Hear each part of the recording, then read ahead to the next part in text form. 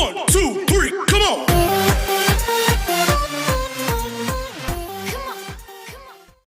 Good morning. देखिए वही question है बेटा आपका जो मैंने लास्ट लेक्चर में करके दिया था। उसमें मैंने आपको बोला था कि मैं आपको लेज़र प्लस एंट्री दोनों साथ में करके दूंगा, बट वो हो नहीं पाया। तो ये अभी मैं आपका लेज़र्स का जो ये है लेक्चर वो मैं अलग से आपको सेंड कर रहा हूँ, ठीक है। आज के लेक्चर में ये लेज़र रहेगा क्योंकि कल के लेक्चर में मैंने आपको ऑलरेडी एंट्री करके सेंड करके दे दिया है। अभी ये वाले क्वेश्चन में आपको लेज़र देखना है। लेज़र ये वाला अच्छे से समझ लो, फिर उसके बाद से लेज़र आपको ट्राई करना है, ठीक है।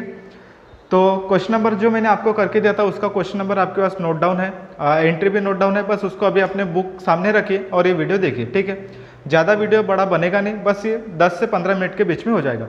और जिनको भी डाउट है प्लस माइनस से लेके बेटा ध्यान दो, यहाँ पे मैं आपको अच्छे से समझाता हूँ और अच्छे से देखिए। क्लियर इतना? तो देखो सबसे पहले बेटा वहाँ पे X Y and Z were carrying on business, they sharing profit and loss in the ratio of 5:3:2 respectively. Respectively का मतलब था इज्जत से। उनका जो रेशो है 5:3:2, ये रिस्पेक्टिवली मतलब सीक्वेंस वाइज है। एक्स का है 5, वाई का है 3 और जेड का है 2।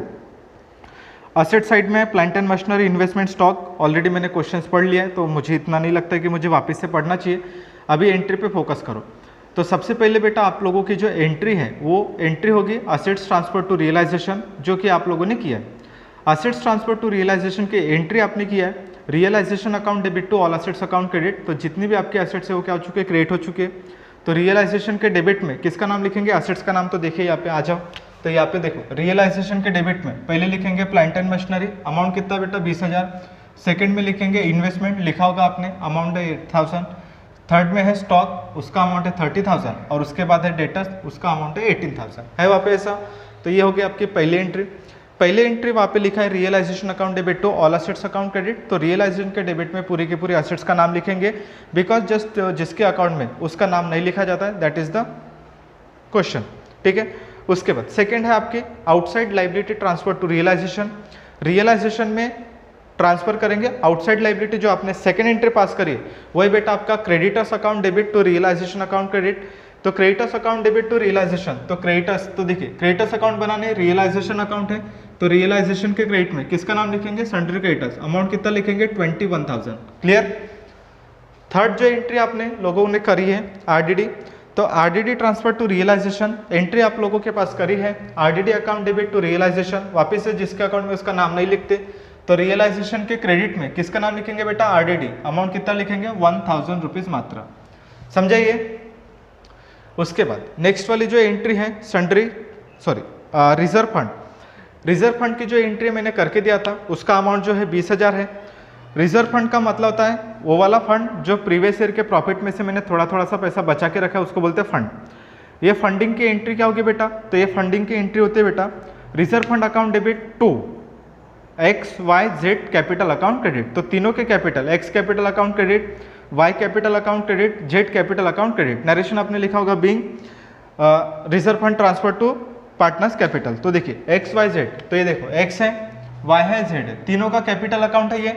तो तीनों के कैपिटल अकाउंट के क्रेडिट साइड में किसका नाम लिखेंगे बेटा, रिजर्व फंड, बिकॉज जिसके अकाउंट में उसका नाम नहीं लिखते ना, तो यहाँ पे लिखेंगे 10,000, यहाँ पे लिखेंगे 6,000, यहाँ पे लिखेंगे 4,000। रेशो है मैंने बांट के दिया था, एक बार वापस से देख लो, 5:3:2 उनका रेशो है। तो सबसे पहले 20,000 डिवाइड बाय, रेशो को प्लस करेंगे तो 10 होता है, 20,000 डिवाइड बाय 10 करेंगे तो 2,000 आता है, 2,000 multiplied by 5 multiplied by 3 multiplied by 2, ऐसा करेंगे तो आपका आंसर आ जाएगा। क्लियर? उसके बाद सेकंड जो है बेटा आपका नेक्स्ट वाला 5वें नंबर का एंट्री है Y loan, payment of Y loan. Payment of Y loan की एंट्री आपने पास कर चुके हैं। क्या एंट्री है बेटा इसकी, तो पेमेंट ऑफ लोन की entry Y loan account debit to cash oblique bank account credit. यहाँ पे जो एंट्री है वाई लोन, कैपिटल अकाउंट अलग होता है, लोन अकाउंट अलग होता है। तो यहाँ पे हमने लोन का पेमेंट किया, कैपिटल का नहीं। तो कैपिटल जब अपन पे करेंगे तो लास्ट में पे किया जाता है, लेकिन अभी पहले मुझे लोन का पेमेंट करना है, तो लोन अकाउंट यहाँ पे बनानी है। तो जो अकाउंट बनाने उसको बनाने का भी नहीं, उसके साथ जबरदस्ती करना नहीं, ठीक है। तो यहाँ पे एंट्री क्या होगी लोन की, तो Y loan account debit to cash oblique bank account credit. तो कैश ऑब्लिक बैंक के क्रेडिट में किसका नाम लिखेंगे, वाई लोन, और अमाउंट कितना लिखेंगे 5,000। अरे क्लियर है क्या इतना? तो यहाँ पे आप लिखेंगे 5,000, ये वाई लोन हो गया, लोन का पेमेंट करना है, यहाँ पे कैपिटल का नहीं। तो यहाँ पे मिस्टेकली कैपिटल में लोन मत डालना, समझ में आ गई है? तो यहाँ पे लिखेंगे 5,000 डायरेक्ट कैश ऑब्लिक बैंक के नाम से, कैश ऑब्लिक बैंक के क्रेडिट में किसके नाम से लिखेंगे, वाई लोन के नाम से, जो भी उसका पर्टिकुलर नाम है उसके नाम से अपने को लिखना पड़ेगा। आगे एडजस्टमेंट पे आ जाओ फिर अभी। On the about date the firm was dissolve and the assets are realise as under. तो सबसे पहले आपने असेट बेचा, इन्वेस्टमेंट 5000, स्टॉक है 24,000, डेटर्स है 15,000। तो असेट्स रियलाइज, आपने असेट बेचा है, पैसा आएगा तो Gandhi ji account debit to realisation account credit. तो जो गांधी जी अकाउंट डेबिट है मतलब cash oblique bank account debit, तो कैश ऑब्लिक बैंक के डेबिट में जिसके अकाउंट में उसका नाम वापस से नहीं लिखा जाता है, तो कैश ऑब्लिक बैंक के डेबिट में किसका नाम लिखेंगे बेटा, रियलाइजेशन। तो देखो लिखा मैंने रियलाइजेशन, अमाउंट कितना लिखेंगे 44,000। और यहाँ पे रियलाइजेशन के क्रेडिट में किसका नाम लिखेंगे, cash oblique bank. Cash oblique bank में लिखेंगे पहला इन्वेस्टमेंट। यहाँ पे आपको डिटेल लिखना पड़ेगा असेट्स का कि आपने कौन कौन से असेट बेचा है। तो सबसे पहले मैंने असेट बेचा है इन्वेस्टमेंट, कितना लिखेंगे 5000, स्टॉक मैंने बेचा है 24,000, डेटर्स मैंने बेचा है 15,000। है वहाँ पे ऐसा, तो ये हो गया आपका सेकेंड। उसके बाद एडजस्टमेंट देखिए next, the plant and machinery was taken over by X, mister X at book value. तो जो प्लांट एंड मशीनरी है कौन लेके गया बेटा, मिस्टर एक्स लेके गया। तो प्लांट एंड मशीनरी लेके जाने की एंट्री आपने लिखा है X capital account debit to realisation account credit. तो देखिए एक्स वाई जेड, तो यहाँ पे लिखो एक्स वाई जेड। तो यहाँ पे लिखेंगे सबसे पहले एक्स कैपिटल, ये देखो एक्स कैपिटल है ये, इसका डेबिट साइड है, तो यहाँ पे लिखेंगे टू रियलाइजेशन अकाउंट। हाँ तो बोलने का कितना है अमाउंट 20,000 रुपये, क्योंकि बुक वैल्यू पे लेके गया। और यहाँ पे लिखेंगे by X capital account, bracket में लिखना असेट्स टेकन ओवर, ठीक है। अमाउंट लिखेंगे 20,000, हो गया। बस इतना सा है कंसेप्ट। आगे देखो, प्लांट एंड मशीनरी हो चुका है, sundry creditors and mister Y loan paid in full. Y का तो पेमेंट आपने कर चुके हैं तो उसका बार बार करने की रिक्वायरमेंट है नहीं। Sundry creditors external liability paid की एंट्री क्या हो चुकी है, liability paid, realisation account debit to cash oblique bank account credit. और डिसोल्यूशन एक्सपेंसेस की भी सेम, रियलाइजेशन मतलब होता है डिसोल्यूशन, तो डिसोल्यूशन एक्सपेंसेस की भी एंट्री आपने 1000 सेम एंट्री करिए। तो सेम एंट्री करी तो वापस से मत लिखना दो बार, तो एक बार हेडिंग डालना कैश ऑब्लिक बैंक, एक ही बार नाम लिखना उसका कैश ऑब्लिक बैंक। तो जैसे मैंने कैश ऑब्लिक बैंक लिखा तो यहाँ पे बस मुझे लिखना पड़ेगा पेमेंट्स कि मैंने किस किस का पेमेंट किया है। तो सबसे पहले पेमेंट्स किया मैंने सन्ड्री क्रेडिटर्स का जिसका अमाउंट है 21,000। सेकंड जो पेमेंट किया मैंने डिसोल्यूशन एक्सपेंसेस जिसका 1000 रुपीज़ है, दोनों को प्लस करेंगे तो 22,000 आएगा। एंट्री हो चुकी है रियलाइजेशन अकाउंट के डेबिट साइड में कैश ऑब्लिक बैंक, और कैश ऑब्लिक बैंक के क्रेडिट में किसका नाम लिखेंगे, रियलाइजेशन। यहाँ पर भी डायरेक्ट अमाउंट लिखेंगे 22,000 रुपये। समझा बेटा, ये बस इतना सा इसी है। बस आपको ध्यान रखना है कि कौन सा अमाउंट कहाँ पर और कैसे आता है, जिसके अकाउंट में उसका नाम नहीं आता बस ध्यान रखना।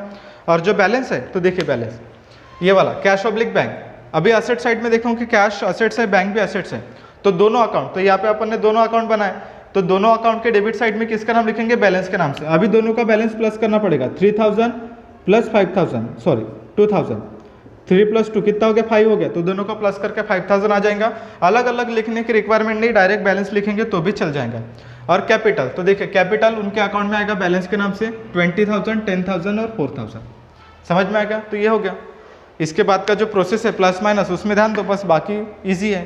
तो देखिए प्लस माइनस की तरफ ध्यान दो, बहुत सारे लोगों को डाउट है इसमें, ध्यान दो बेटा, आराम से ध्यान दो, मैं आराम से समझाता हूँ। देखिए सबसे पहले करेंगे टोटल, है ना।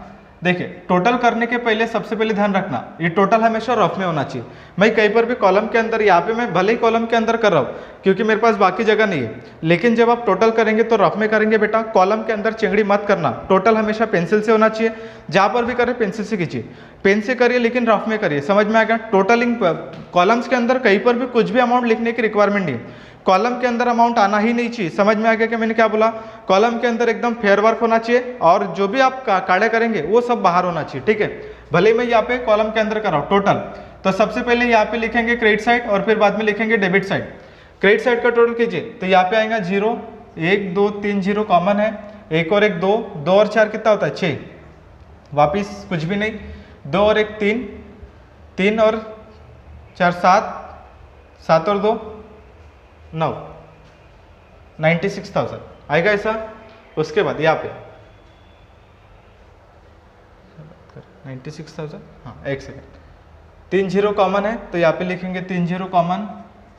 उसके बाद 8 और 8 16, 16 और ये 8 18, वापिस 1, 2 और 3 5, 5 6 7 8 9, एक सेकेंड जस्ट मिनट रुक जाओ, 18,000, एक सेकेंड,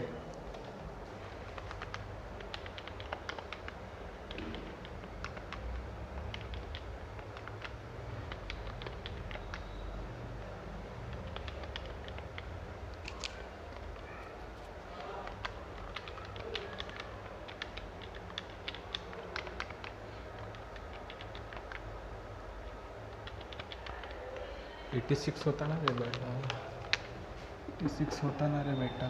हाँ देखिए थोड़ा सा गलत हो गया था, इसका टोटल थोड़ा गलत है। देखो क्रेडिट साइड 3 जीरो कॉमन है, 3 जीरो कॉमन है, 1 और 1 2, 2 और 4 6, उसके बाद 2 और 2 4 और 8, 86,000 हो गया। इसका आएगा 98,000।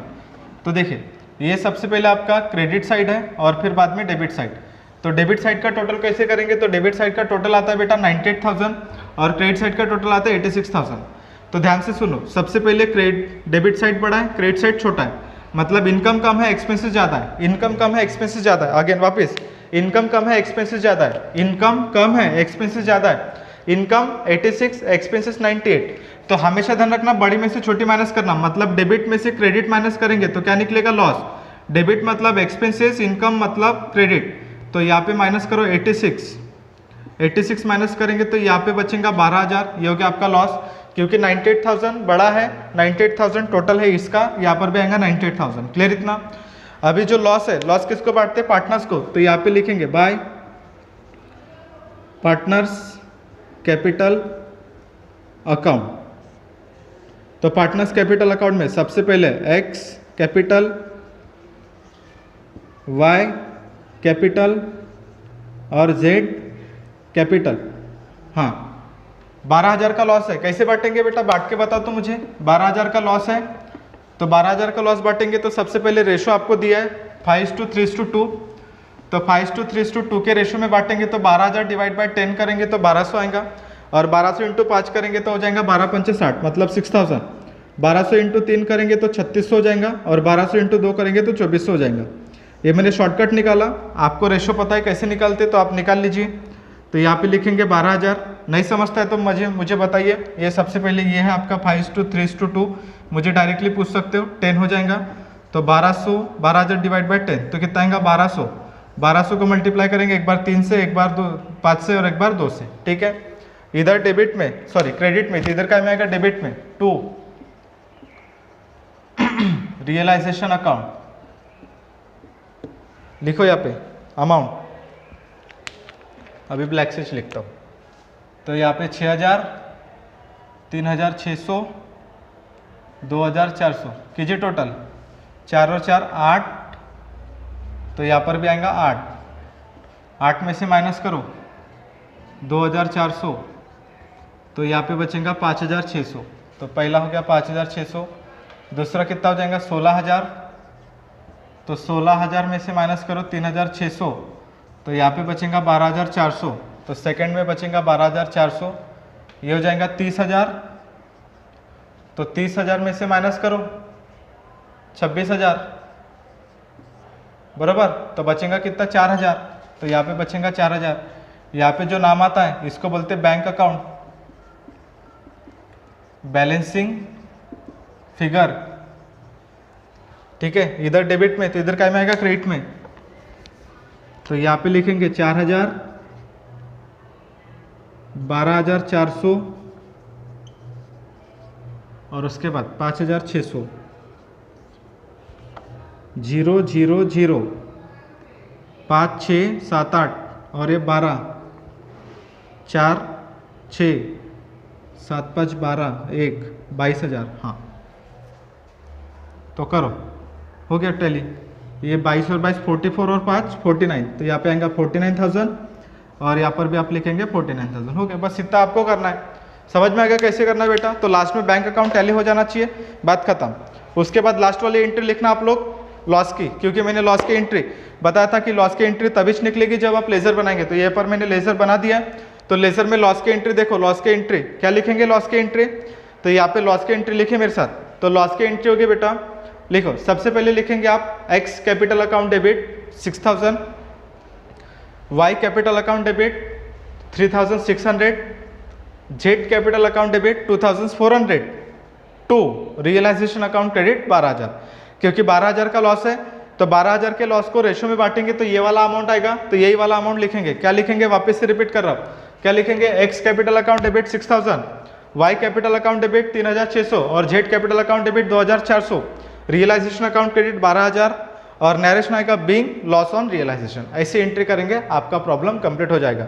एंट्री प्रॉफिट की तभी करना पड़ेगा जब आपको एंट्री पूछेगा, और एग्जाम में लेजर पूछा तो डायरेक्ट लेजर बनाना पड़ेगा, और एग्जाम में एंट्री पूछा तो एंट्री के साथ लेजर भी बनाना पड़ेगा, क्योंकि प्रॉफिट की एंट्री करना पड़ता है। तो प्रॉफिट की एंट्री पास करने के लिए आपको पहले लेजर बनाना पड़ेगा और उसके बाद प्रॉफिट या लॉस की एंट्री होगी। समझ में आ गया? तो चलो मिलते फिर नेक्स्ट क्वेश्चन में। ये क्वेश्चंस आप लोगों को करना है और उसके बाद आपको होमवर्क आपको डिस्क्रिप्शन में मिल जाएगा, या जो भी आपको मिलेगा डिस्क्रिप्शन में, यहाँ पे वीडियो में कहीं पर तो भी मिल जाएगा, तो वो होमवर्क कीजिए और उसको मुझे बताइए। क्लियर इतना? चलो मिलते हैं अपन नेक्स्ट टाइम।